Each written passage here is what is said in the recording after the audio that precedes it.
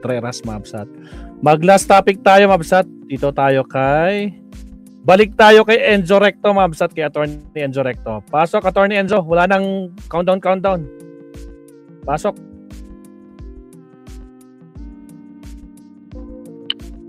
Alam nyo, bakit ka matatakot kung may warrant o wala? Kung wala pang ang warrant, ba't ka matatakot? Kung may warrant, ba't ka rin matatakot? Di ba? Ganun lang naman yan eh. Si Senator Laila de Lima, pinakulong nila, ginawa nga, inimbento lang nga nila yung kaso, hinarap yung warrant. Di ba? O nung, nung ako, binigyan ako ng warrant, nung ako ay nasa Senado, lumabas naman ako at hinarap ko yung kaso na yun. So, ganun talaga. Problema niya yun, ba't siya matatakutin? Di ba? Enzo Recto, kalaban ang katiwalian talaga. Kasinungalingan, Hanggang ngayon, nagtatago si Sen. at kabutihan. Almost 2 months na, almost 2 months. Grabe ito. Mga kabunyog. May bago na naman nakantyaw si dating Senador Trillanes laban kay Senador Bato de la Rosa. Sa isang interview, tinanong si Trillanes kung ano ang masasabi niya sa patuloy umanong pagtatago ni Bato. Lalo na matapos ang pahayag ni Senadora Amy Marcos na kung mayroon talagang warrant, bakit hindi na lang daw ito ilabas? Ayon kay Trillanes, may warrant man o wala, hindi dapat matakot si Bato. Dagdag pa niya, sila raw ni na Senadora Leila de Lima ay hinarap ang kanilang mga kaso at warrant. Kahit pa, ayon sa kanya, gawa-gawa lamang ang kaso laban kay de Lima. Hindi raw ito umatras at hindi natakot. Giit pa ni Trillanes, huwag daw maging matatakotin. Sa puntong ito, muli niyang inudyukan at inasar si Bato.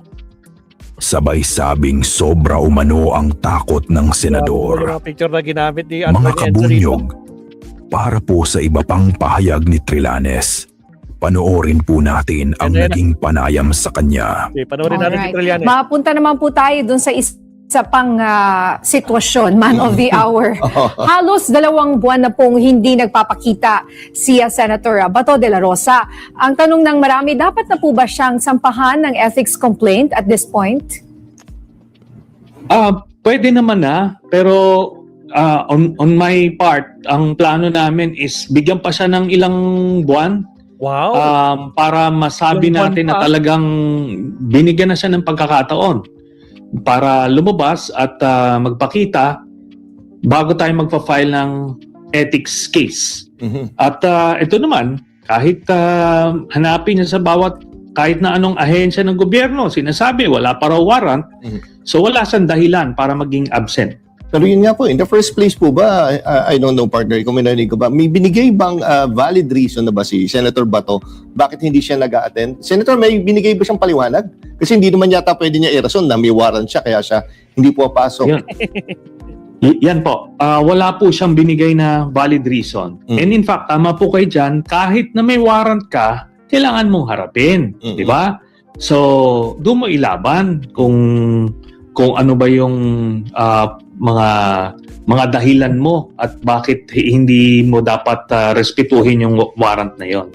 So wala po siyang valid reason kaya eventually binibigyan lang namin siya ng ilang panahon. Pero kung may magpa-file po ng mas maaga, di mas mainam.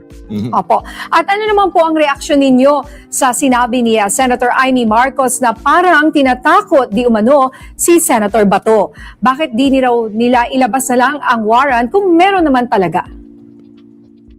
Alam nyo, bakit ka matatakot kung may warrant o wala? Kung wala pang ang warrant, ba't ka matatakot? Kung may warrant, ba't ka rin matatakot? Di ba? Ganun lang naman yan eh. Si Senator Laila de Lima, pinakulong nila, ginawa nga, inimbento lang nga nila yung kaso, hinarap yung warrant, di ba? O nung, nung ako, binigyan ako ng warrant, nung ako ay nasa Senado, lumabas naman ako at hinarap ko yung kaso na yun. So, ganun talaga. Problema niya yun, ba't siya matatakutin? Di ba? Tsaka di ba yung statement niya dati, handa siyang harapin. Kahit lumabas yung warrant mula sa ICC. Kung at handa nga pumunta pa doon sa Dahig. At samaan ang si dating Pangulo. Oo.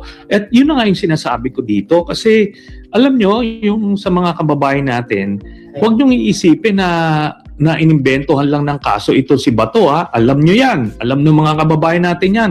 Kahit supporter ka pa nila Duterte, nila Bato, alam nyo, nung panahon nila yan, libo-libo yung nangamatay na mga Pilipino. Bawal po yun. Hindi po yan pwede. Kaya itong kasong kinakaharap niya, yun ang basihan. Kaya kailangan harapin niya. Hindi naman ito pre na project lang siya. Pero yun nga, Senator, kanina may nabasa ako na isang sa social media na sabi niya nung isang influencer na sinabi niya nakita na niya yung warrant daw mula sa ICC. Pero Senator, kayo po ba, may info kayo once and for all, meron ba talagang warrant ng nakalabas laban kay Senator Bato? I would not confirm or deny having seen any warrant. Basta it's up to the judgment call ni Bato kung meron bang warrant o wala at pumasok siya. But that aside, kailangan obligasyon niyang pumasok kasi binoto siya nung taong bayan nung nakarang halalan eh. So ano siya doon? Obligasyon niya yun. Duty niya yun. Okay. Maraming salamat po for your time, Senator Sonny Trillanes. Maraming salamat po. Yan mga kabunyog, narinig po natin ang naging pahayag ni Trillanes laban kay Senador Bato de la Rosa, pati ang panibago niyang pag-aasar. Hindi maikakailan. Ayon kay Trillanes, tiyak na ikinainis ito ni Bato na dati kilala sa tapang. Ngunit ngayon ay tila umiiwas at nagtatago dahil sa tinatawag na multong warrant na sa kasalukuyan ay wala pang malinaw na patunay kung ito ba ay tunay na umiiral. Iyan ang naging punto ni Trillanes sa kanyang panayam kung saan iginiit niya na may warrant man o wala, hindi raw dapat matakot ang isang opisyal ng gobyerno. Dagdag pa niya, ang ganitong kilos umano ay nagbibigay ng impresyon na tila may tinatago, lalo na't patuloy ang pag-iwas kahit wala pang opisyal na warrant na inilalabas. Hanggang dito na lamang po ang ating topic, mga kabunyog. Maraming salamat sa panonood at mabuhay po tayong lahat. Grabe yung voice over, Atty. Enzo, ha? Mga kabunyog. Mas matapang talaga si Congressman Laila de Lima kaysa kay Bato. Hinarap yung kaso niya. Ilang taon din nakulong yung may matapang. Hahaha. Kaya nga, 6 years na or mahigit pa nagtiis si de Lima, di ba, si Leonardo? Pero si Bato, sa sobrang tapang niya daw, ngaw-ngaw niya, putragis. Takot na takot, Takot na takot, mga absat. Alright, Mamsat, magkuhan nga tayo. Final na para. Huling hirit tayo, Mamsat. Pagbigyan niyo ako for the last time bago tayo mag-end.